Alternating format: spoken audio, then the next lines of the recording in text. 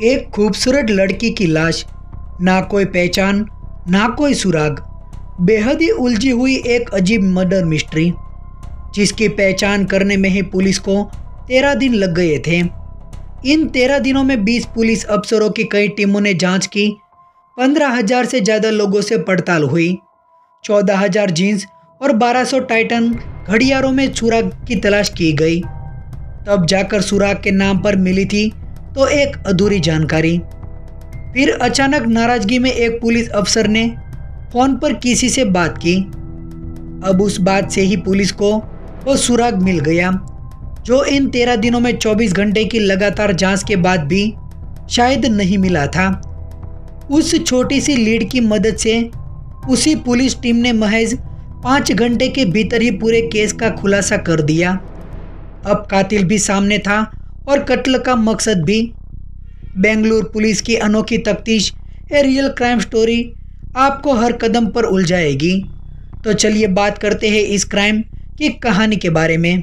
दोस्तों, साल 2019 में 31 जुलाई की एक सुबह करीब 5 बजे एक किसान मुनि राजू बेंगलोर में केम्पेगौड़ा इंटरनेशनल एयरपोर्ट के पास वाली सड़क पर टहल रहे थे। उस सड़क पर टहलते हुए अचानक वो चौंक जाते हैं, क्योंकि सड़क पर एक लड़की की लाश पड़ी थी। चेहरा भी कुचला हुआ था, चारों तरफ खून बिखरा हुआ था, पास में ईंट भी पड़ी हुई थी। उन्होंने इसकी सूचना बेंगलोर पुलिस को दी। कुछ देर बाद ही बेंगलोर पुलिस थाने की टीम पहुंचती है, जांच भी शुरू हो जाती है। उस समय इस थाने के इंस्पेक्टर थे बी राममूर्ति। नाइट में देर रात तक पेट्रोलिंग करने के बाद वो सो रहे थे। सोते हुए 1 घंटे ही हुए थे। थाने से फोन आया और बताया गया कि एक ब्लाइंड मर्डर केस है। एयरपोर्ट के पास एक लड़की की लाश मिली है। केस हाई प्रोफाइल हो सकता है। ये सुनते ही इंस्पेक्टर की अधूरी नींद पूरी तरह से खुल जाती है और वह तुरंत स्पॉट पर पहुंचते हैं। उस क्राइम स्पॉट की जांच की गई तो पता चला कि लड़की के सिर पर किसी ईंट से कई बार मारा गया था। शरीर पर कई बार चाकू भी मारा गया था। अब यह बेहद ही अजीब था कि चाकू भी मारा, ईंट से भी हमले किए थे। घटनास्थल पर कोई सामान भी नहीं मिला, न लड़की का पर्स और ना ही कोई बैग। फॉरेंसिक जांच की गई तब पता चला कि वहां से एक कार तो निकली थी, जिसके टायर के निशान हमें मिले थे, लेकिन वो किसी गाड़ी के थे ये पता नहीं चल पाया। दूर दराज के कुछ सीसीटीवी फुटेज भी देखे गए, लेकिन उसकी तस्वीरें इतनी धुंधली थी कि कार का नंबर पता नहीं चल सका। इस तरह पुलिस अब पूरी तरह से खाली हाथ थी। कातिल और कत्ल के मोटिव का पता करना तो दूर, अभी तक लड़की की पहचान तक नहीं हो पाई थी। ऐसे में उसकी पहचान करने के लिए अब सिर्फ एक ही रास्ता बचा था। उस लड़की के बदन पर मौजूद कपड़े और शरीर पर कोई निशान। लड़की देखने से तो अच्छे परिवार की लग रही थी। उसने जीन्स, टी शर्ट और टाइटन की घड़ी पहनी थी। जीन्स और टी शर्ट दोनों महंगे ब्रांड वाले थे। अब यहाँ जांच टीम का सबसे पहला टारगेट था किसी भी तरह से उसकी पहचान करना।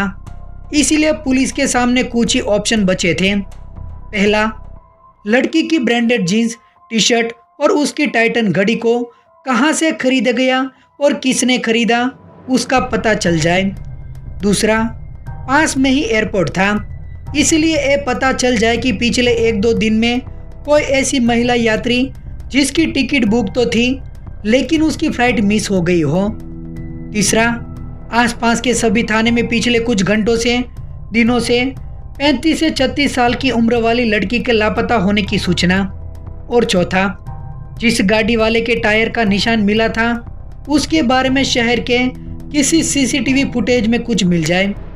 इन तमाम एंगल के जांच के लिए कुल 20 पुलिस वालों की टीम बनाई गई। सभी टीम को अलग अलग टास्क दिया गया। एक टीम को ब्रांडेड जीन्स के बारे में पता लगाना था कि इसे अब तक इंडिया में कहां कहां बेचा गया और उसे किसने खरीदा। एक टीम उस टाइटन घड़ी का पता लगाने में जुटी। इसकी जांच के दौरान से पता चला कि जिस ब्रांड की जीन्स उस लड़की ने पहनी थी वैसी 14,000 पूरे देश में बेची गई। दिल्ली, महाराष्ट्र और कर्नाटक में इनकी बिक्री हुई थी। अब पुलिस ने ये पता लगाया कि जिस साइज की जींस लड़की ने पहनी थी वो कितनी बिकी है। तब पता चला कि उस साइज की 800 जींस बेची गई। इस तरह से अब 800 जींस खरीदने वाले सभी लोगों के नाम और नंबर का पता लगाना था। चूंकि ब्रांडेड जींस थी तो उस शोरूम से खरीदने वालों की डिटेल भी मिल गई। अब इन सभी नंबर को लेकर पुलिस ने व्हाट्सएप ग्रुप बनाया और इन्हें लड़की की फोटो भेजनी शुरू की, लेकिन काफ़ी सारे नंबर बंद थे। हालांकि काफ़ी मेहनत के बाद भी उसकी पहचान नहीं हो पाई। पुलिस की एक और टीम टाइटन घड़ी के खरीदार को तलाशने में लगी थी। उस मॉडल की घड़ी का पता लगाना तो कुल 1400 घड़ियां बेचे जाने की जानकारी हुई। पुलिस ने सभी के नंबर मंगवाकर उन्हें भी व्हाट्सएप पर मैसेज भेजे। उधर अन्य टीम सीसीटीवी फुटेज और कार की तलाश में थी। इस दौरान उस एरिया से एक स्विफ्ट कार जाते हुए मिली थी, लेकिन उसका नंबर प्लेट साफ नहीं दिख पाया था। इससे कार का नंबर नहीं मिल सका। कुल मिलाकर इतनी मेहनत का नतीजा सिफर ही रहा, यानी कोई सुराग नहीं मिला। ये देखकर पुलिस की टीम मोर्चरी में रखी डेड बॉडी के पास फिर से भेजी गई, क्योंकि जब कोई लावारिस लाश होती है तो कम से कम 2 दिनों तक बॉडी रखी जाती है और फिर पोस्टमार्टम करते हैं ताकि पहचानने में दिक्कत ना आए। अभी 2 दिन हुए थे तो लेडी पुलिस ने उसके पूरे शरीर पर किसी टैटू की तलाश की। इत्तेफाक से पुलिस को उस लड़की के बदन पर एक जगह ऐसे लिखा हुआ मिला। इससे पुलिस ने अंदाजा लगाया कि हो सकता है कि उसका नाम एस से शुरू होता हो, या फिर अगर वो शादीशुदा हो तो उसके पति या फिर किसी खास दोस्त का नाम भी हो सकता है। इसलिए पुलिस ने तुरंत जींस और टाइटन घड़ियों में जितने भी नंबर शॉर्ट लिस्ट हुए थे उनमें से एस से शुरू होने वाले नाम का पता लगाया। तब टाइटन घड़ी खरीदने वालों की संख्या अब 115 तक पहुंच गई। यानी पुलिस को उम्मीद थी कि अब इन्हीं 115 लोगों में से किसी एक ने घड़ी खरीदी होगी। पुलिस ने फिर से उन 115 लोगों के संपर्क किए, लेकिन फिर भी कोई सुराग नहीं मिला। जींस वाले ने भी कोई जानकारी नहीं मिल सकी। उधर एयरपोर्ट पर पिछले 2 से 3 दिनों में ऐसा एक भी यात्री नहीं था जिसकी फ्लाइट मिस हुई हो। यानी पुलिस ने जितने भी एंगल से जांच शुरू की थी, किसी से भी उस लड़की की पहचान करने में सुराग नहीं मिल पाया। इस तरह पुलिस की जांच के कुल 6 दिन निकल गए, लेकिन मरने वाली लड़की कौन थी अभी तक ये पता नहीं चल पाया था। फिर कातिल कत्ल का मोटिव का पता लगाना तो अभी दूर की बात थी। अब उस लावारिस लाश की जांच करते हुए 7वां दिन आ गया था। पुलिस की टीमें दिन रात जुटी थी, लेकिन हर कोशिश के बाद नतीजा 0 ही रहा। तभी एक कांस्टेबल को अहम जानकारी मिली। उसके खास इन्फॉर्मर ने बताया कि एक महिला की हत्या करके एयरपोर्ट के आसपास फेंका गया था। उस महिला का कत्ल करने वाला कोई और नहीं बल्कि उसका पति ही है। अब यह जानकारी मिलते ही पुलिस को उम्मीद की किरण मिल गई। तुरंत पुलिस की टीम उस एंगल पर जांच करते पहुंची। ये भी पता चला कि वो मारने वाला पति नॉर्थ इंडिया की तरफ का है। चूँकि लड़की भी हुलिया से नॉर्थ इंडियन की ही लग रही थी, इसीलिए पुलिस की उम्मीद और भी बढ़ गई। पुलिस उसकी तलाश में तुरंत उसके घर तक पहुंची तो वो शख्स भी मिल गया। वो वेस्ट बंगाल का रहने वाला था। उससे पूछताछ हुई तो पता चला कि उसने नीला सांद्रा में पत्नी की हत्या की और एयरपोर्ट के पास कहीं पर लाश को फेंक दी गई थी। पुलिस तुरंत उस लाश तक लेकर चलने के लिए बोली तो पुलिस उसे लेकर एयरपोर्ट की तरफ जाने लगी। पुलिस जब उसके अनुसार एयरपोर्ट पर जाने लगी तब वो उस जगह पर नहीं गया जहां उस लड़की की लाश मिली थी, बल्कि उससे काफ़ी दूर पर एक सुनसान जगह की तरफ ले गया। फिर उसने बताया कि यहीं कहीं पर उसकी डेड बॉडी फेंकी थी, लेकिन वहां लाश नहीं मिली। इस पर पुलिस ने पता लगाया तब जानकारी हुई 1 हफ्ते पहले वाकई वहां पर एक महिला की लाश मिली थी। पुलिस ने उस थाने में संपर्क किया तो कंफर्म हो गया। इस तरह पुलिस भले ही उस लड़की के कातिल की तलाश में थी, लेकिन उसी में दूसरे कत्ल का खुलासा हो गया। पर पुलिस की ये मेहनत फिर से उसे 0 वाले नतीजे पर पहुंचा गई। अब पुलिस फिर से खाली हाथ थी। अब पुलिस की टीमें लगातार काम करते करते काफ़ी थक चुकी थी। चिड़चिड़ापन आ रहा था कि इतनी मेहनत के बाद भी कोई सुराग नहीं मिल पा रहा है। पिछले एक हफ्ते की जांच के दौरान इंस्पेक्टर रामामूर्ति के पास कोलकाता के एक पुलिस अफसर का बार बार फोन आ रहा था, लेकिन वो रामामूर्ति बेहद ही उलझे थे, इसलिए वो कॉल भी रिसीव नहीं कर रहे थे। अब 10 दिन बीत गए, तभी फिर कोलकाता पुलिस का फोन आया। असल में 1 महीने पहले ही बेंगलुरु इंस्पेक्टर रामामूर्ति की टीम ने गोल्ड चुराने वाले एक शातिर चोर कार्तिक को कोलकाता से अरेस्ट किया था। इसने बेंगलुरु में दर्जनों चोरियों को अंजाम भी दिया था। पुलिस ने जब उसे पकड़ा तो उसके पास से 50 लाख का सोना भी मिला था। अब कोलकाता पुलिस को शक था कि अपने लोकल शहर में हुई चोरियों में भी कार्तिक का हाथ तो नहीं है, इसलिए वो बेंगलुरु पुलिस से बात कर उस कार्तिक चोर को रिमांड पर लेना चाहती थी। इसलिए कोलकाता पुलिस का वो अफसर बार बार फोन कर रहा था। उस दिन भी कोलकाता न्यू टाउन थाने में पुलिस ने रामामूर्ति को फोन किया। तब उन्होंने फोन तो उठा लिया और पिछले कॉल रिसीव नहीं करने की वजह बताने लगे। वो कहने लगे कि एक लड़की की लाश मिली है, देखने में वो नॉर्थ इंडियन की लगती थी। हम लोगों ने 15,000 से ज़्यादा लोगों की जांच कर ली, लेकिन कोई सुराग नहीं मिला, कोई मिसिंग रिपोर्ट भी नहीं मिल रही थी। इस पर उस पुलिस वाले ने कहा कि 1 मिनट रुकिए, मेरे यहाँ भी एक व्यक्ति ने अपनी पत्नी की मिसिंग रिपोर्ट लिखवाई है। उसने बताया कि उसकी पत्नी बेंगलुरु गई थी और लापता हो गई है। उस व्यक्ति का नाम सुदीप है और उसकी लापता हुई पत्नी का नाम पूजा डे है। ये सुनते ही इंस्पेक्टर रामामूर्ति ने सोचा कि इसे भी चेक ही कर लेते हैं, इसलिए उस लड़की की लाश वाली फोटो उस कोलकाता पुलिस को भिजवाते हैं। इत्तेफाक से जब ये सब कुछ पता चल रहा था, उसी समय उनकी एक जांच टीम के पुलिस से दिल्ली अली नामक शख्स ने संपर्क किया।